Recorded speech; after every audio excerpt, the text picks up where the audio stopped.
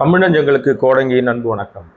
இந்த தாவேக அரசாங்கத்தினுடைய இந்த 100 நாள் இந்த செயல் திட்ட விஷயங்களில் 100 நாட்களில் ஏராளமான தமிழர் விரோத போக்குகளை தொடர்ச்சியாக கடைபிடித்து வருகிறார்கள்னு நிறைய விஷயம் இருக்குது.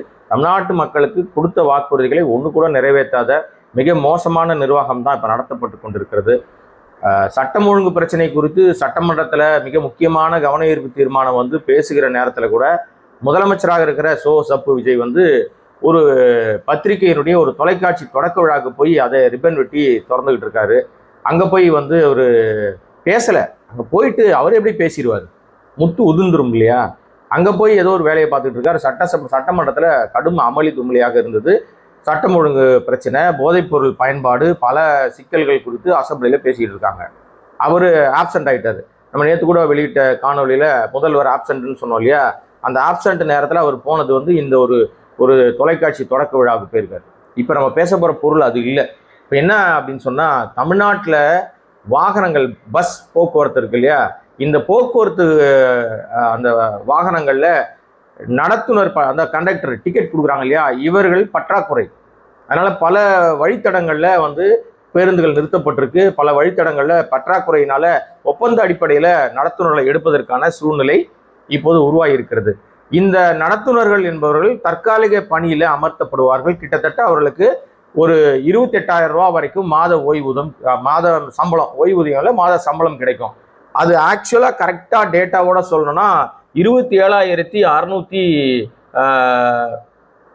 அவங்களுக்கு கரெக்டாக சொல்லணும்னா 27,679 ரூபா அவங்களுக்கு மாத சம்பளம் ப்ளஸ் 18% ஜிஎஸ்டியோட அவர்கள் அந்த ஊதியத்தை பெறுவார்கள். 18% ஜிஎஸ்டி அரசாங்கம் எடுத்துக்கும். இதில் என்ன விஷயம் அப்படின்னு சொன்னால், இந்த ஒப்பந்த பணியாளர்கள், மொத்த ஒப்பந்த பணியாளர்கள் நமக்கு தேவைப்படுகிற ஒப்பந்த பணியாளர்கள் 1797 பேர். தமிழ்நாடு முழுக்க நடத்துனர்கள் காலியாக இருக்கிற இடம், டிக்கெட் கிழிச்சு கொடுக்குறாங்க இல்லையா, கண்டக்டர்ஸ்ன்னு சொல்லக்கூடிய இவர்களுக்கு 1797 பேர் வேணும். இதற்கு ஒப்பந்த புள்ளிகள் கோரப்பட்டதில் தமிழ்நாட்டை சேர்ந்த எந்த நிறுவனங்களும் அவர்கள் கோரிய ஒப்பந்த புள்ளிகள் ஏற்கப்படலை. அது வெளி மாநிலத்துக்கு, அது எந்த மாநிலம்னா உத்தரப்பிரதேசம். உத்தரப்பிரதேச மாநிலத்துக்கு இங்கே வழங்கப்பட்டிருக்கிறது பணி ஆணை. அது என்ன பிரச்சனை அப்படின்னு சொன்னா, உத்தரப்பிரதேசத்தில் அந்த அரசாங்க நிறுவனம்னா கிடையாது, அது ஒரு தனியார் நிறுவனம். அந்த நிறுவனத்தினுடைய பேர் என்ன அப்படின்னு சொன்னா MSSS என்டர்பிரைசஸ். இந்த நிறுவனத்திற்கு இந்த ஒப்பந்தம் வழங்கப்பட்டிருக்கிறது தமிழ்நாடு அரசாங்கத்தால். நம்ம முதலமைச்சர் சப்பு விஜய் தலைமையிலான இந்த அரசாங்கம் ஊபி அரசாங்கத்துக்கிட்ட இருக்கிற ஊபி மாநிலத்தில் செயல்படக்கூடிய ஒரு தனியார் நிறுவனத்திற்கு ஒப்பந்த புள்ளி அடிப்படையில் அவங்களுக்கு ஒப்பந்த தொழிலாளர்களை நியமிக்கலாம். நீங்க உங்களுக்கு மாத சம்பளமாக ஒரு நபருக்கு 27,000, கிட்டத்தட்ட 28,000 ரூபாய் அரசாங்கத்தால் வழங்கப்படும் அப்படின்னு சொல்லி, அதோட மொத்த தொகை கிட்டத்தட்ட 61.56 கோடி, கிட்டத்தட்ட ஒரு 62 கோடி ரூபாய் வச்சுங்க இந்த ஒப்பந்த புள்ளியோட கணக்கு. ஆண்டுக்கு அவர்களுக்கு அவ்வளவு தொகை வழங்கப்படுகிறது. ஏன் தமிழ்நாட்டில் யாருமே இல்லையா? தமிழ்நாட்டில் எந்த நிறுவனங்களும் இல்லையா? என்டர்பிரைசஸ் நிறுவனங்கள் தனியார் ஒப்பந்த புள்ளிகளை கோரி தனியார் அவங்க தமிழ்நாட்டில் இருக்கிற எந்த நிறுவனங்களும் ஆட்கள் கொடுப்பதற்கான மேன் பவர் ஏஜென்சிகள் தமிழ்நாட்டில் கிடையாதா? அல்லது வேலைவாய்ப்பு அலுவலகத்தில் பதிவு பண்ணிட்டு லட்சக்கணக்கான மாணவர்கள் காத்து கிடக்குறாங்களே, டிக்கெட் கிழிக்கிறதுக்கு என்ன பெரிய படிக்கணுமா என்ன?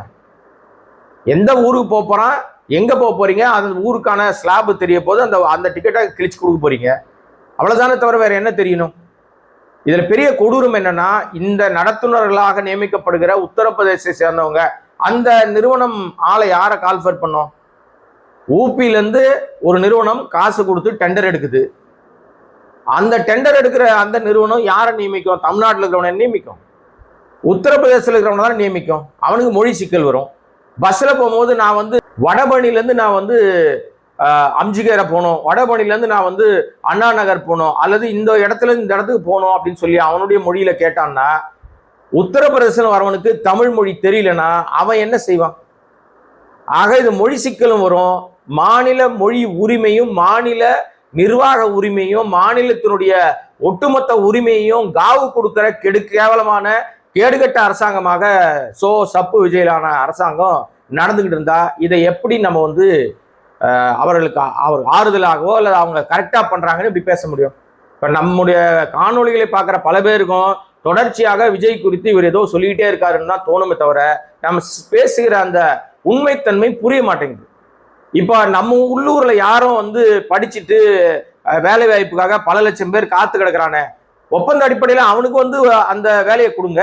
எத்தனை இளைஞர்கள் தமிழ்நாட்டில் பல லட்சக்கணக்கு, கிட்டத்தட்ட ஒரு புள்ளி விவரம் சொல்லுது 43 லட்சம் பேருக்கு மேல இன்னைக்கு வேலைவாய்ப்பு அலுவலகத்துல பதிவு செஞ்சு காத்திருக்காங்கன்னு சொல்லுது. அந்த 43 லட்சத்துல 2000 பேர் கூட இல்லைங்க, 1797 வேகன்சி தான் இருக்கு. 2000 வேகன்சி கூட இல்லை. அந்த 1797 வேகன்சியை தமிழ்நாட்டில் உள்ள இளைஞர்களுக்கு கொடுப்பதில்லை. என்ன பிரச்சனை? எந்தெந்த ஊருக்கு? சென்னையில ஒரு 100 பணிமனை இருக்கா? சென்னையில வந்து 100 பஸ்ஸுக்கு இந்த நடத்துனர் வேணுமா? விழுப்புரம் மண்டலமா, மதுரை மண்டலமா, திருவண்ணாமலை மண்டலமா, கன்னியாகுமரி மண்டலமா, எந்த மண்டலத்துக்கு எத்தனை நடத்துனர்கள் வேணும்ன்றத இவங்க அந்தந்த வேலைவாய்ப்பு அலுவலகம் மூலமாகவே அவர்களை ஒப்பந்த அடிப்படை, இது பர்மனன்ட் ஜாப் கிடையாது, இது டெம்பரவரி ஜாப் தான். இந்த டெம்பரவரி ஜாப் கூட தமிழ்நாட்டுக்கு சேர வேண்டிய ஜாபை நீங்க தூக்கின் போய் வட மாநிலத்தை கேட்டா அவன் வந்து குறைந்த முதலீட்டுல அவன் வந்து டெண்டரை கால்ஃபர் பண்ணானா, அதனால வந்து அவனுக்கு ஒப்பந்த புள்ளியை ஓகே பண்றாங்களாம். எப்பேற்பட்ட தில்லங்கடி வேலையை செய்யறாங்க பாருங்க. இப்போ அந்த நிறுவனம் வந்து இதோட மொத்த மதிப்பு வந்து 61.56 கோடிங்க. அந்த ஒப்பந்தம் அவங்களுக்கு இறுதி செய்யப்பட்ட ஒப்பந்தம் வந்து 61,56,14,335 ரூபாய் 74 காசு. இந்த பணத்துல தான் இந்த ஒப்பந்தம் இறுதி செய்யப்பட்டிருக்கிறது. காசை மிச்சம் பிடிக்கிறாங்களாம், ஆனா உரிமையை விட்டு கொடுத்துறாங்களாம். என்னடா மானங்கட்ட அரசாங்கமா இருக்குது? நம்ம மாநிலத்தில் உள்ள நம்முடைய தமிழ் இளைஞர்களுக்கு படித்து விட்டு பட்டதாரிகளாக ஏராளமானவர் அரசு வேலைக்கு கனவோடு காத்துக்கிட்டு இருக்கும்போது அவர்களுக்கு ஒப்பந்த அடிப்படையில கூட அவன் வேலை செய்யறதுக்கு தகுதி இல்லைன்னு நீ தூக்கின்னு போய் உத்தரப்பிரதேசம், குஜராத், பீகார்னு போட்டு கொடுத்தீங்கன்னா நாடு எப்படி உருப்படும்? தமிழ்நாடு எப்படி உருப்படும்? வந்த 100 நாள்ல ஒரு உருப்படியான திட்டம் கூட இல்லை இந்த அரசாங்கத்துக்கிட்ட. இந்த நேரத்தில் இன்னொரு விஷயத்தையும் பிளாஷ்பேக்கை பதிவு பண்ணாதான் கரெக்டா இருக்கு. ஏன்னா சினிமாக்காரன் ஆட்சி தான் நடக்குது இல்லையா, பிளாஷ்பேக் சொல்றது தப்பு இல்லை. நம்முடைய தமிழ்நாட்டிலிருந்து நம்முடைய வாக்குகளை பெற்று எம்பியாக தேர்வான பாமகவை சேர்ந்த ரயில்வே அமைச்சராக ஒருத்தர் போய் உட்கார்ந்தார், இணையமைச்சராக. அந்த பீரியட்ல ரயில்வே அமைச்சராக இருந்தவர் வந்து லல்லு பிரசாத் யாதவ்.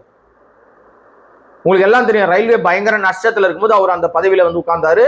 சரக்கு அந்த வாகனத்தினர் சரக்கு ரயில் மூலமாகவே அந்த வருமானத்தை உயர்த்தினார். பயணிகள் கட்டுறது ஏத்தாமையான ஒரு பெரிய பாராட்டுரையெல்லாம் வழங்கப்பட்டுச்சு அந்த காலகட்டத்தில். அப்போது அவர் இருந்த காலகட்டத்தில் தமிழ்நாட்டில் கேங்மேன்கள் சொல்லப்படுகிற கேட் கீப்பர், கேங்மேனு, அந்த ரயில்வே தண்டவாளத்தை நடந்து போயிட்டே இருப்பான், திடீர்னு சுத்தி டோக்கன் அடிச்சுட்டு இருப்பாங்க, பார்த்துருப்பீங்க நீங்க நிறைய பேர். அது மாதிரி ரயில்வே கேட் கீப்பர்ஸ் சொல்லுவாங்க. ஆள் இல்லாத ரயில்வே கேட்ல வந்து கேட் போட்டு அந்த லிவரை விட்டு அந்த கேட்டை தூக்கி விடுறது, அந்த வேலை செய்யக்கூடிய நபர்கள். அந்த பணி கிட்டத்தட்ட தமிழ்நாட்டில் 7000க்கு மேற்பட்ட பணியிடங்கள் நமக்கு ஒதுக்கப்பட்டிருந்தது.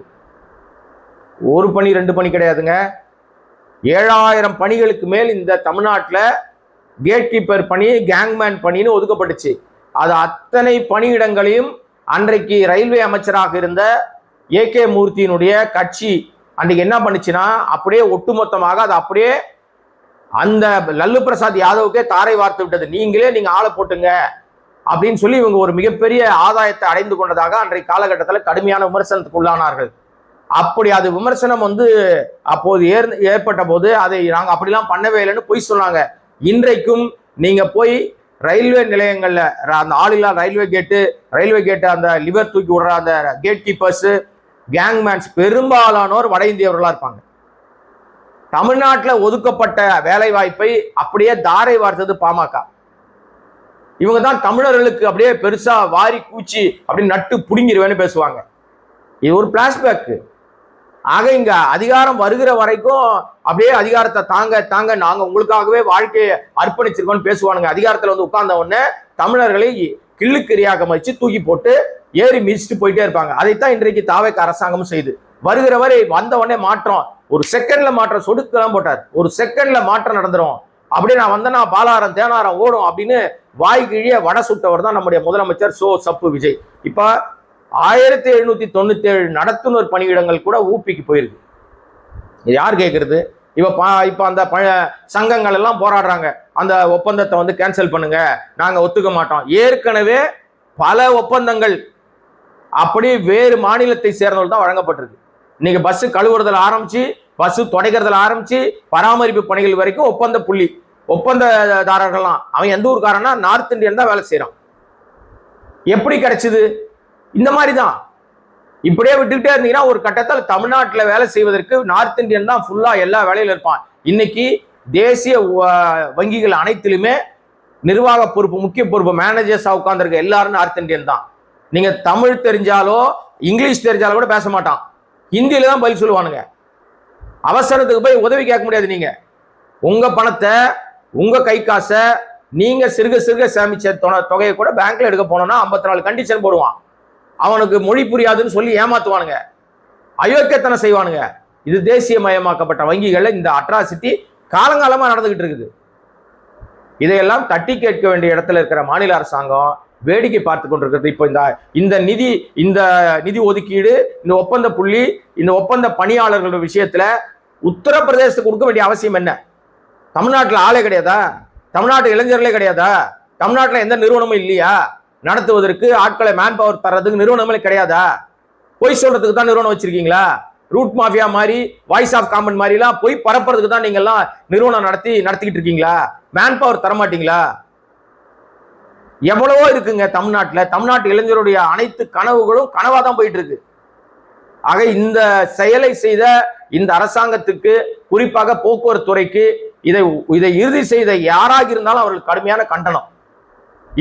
இந்த திட்டத்தை செயல்படுத்த அனுமதிக்க கூடாது. அனைத்து போக்குவரத்து கழகங்களும் கட்சி ஆச்சரியமின்றி ஒன்னா சேர்ந்து தயவு செய்து ஒரு போராட்டத்தில் ஈடுபட்டு, ஒரு ஆர்ப்பாட்டத்தில் ஈடுபட்டு, அந்த அரசாங்கத்துக்கு புத்தி உரைக்கிற மாதிரி நீங்கள் செயல்களை செய்தால் மட்டுமே உங்கள் உரிமைகள் பாதுகாக்கப்படும். நீங்க தயவு செய்து முயற்சி எடுங்க.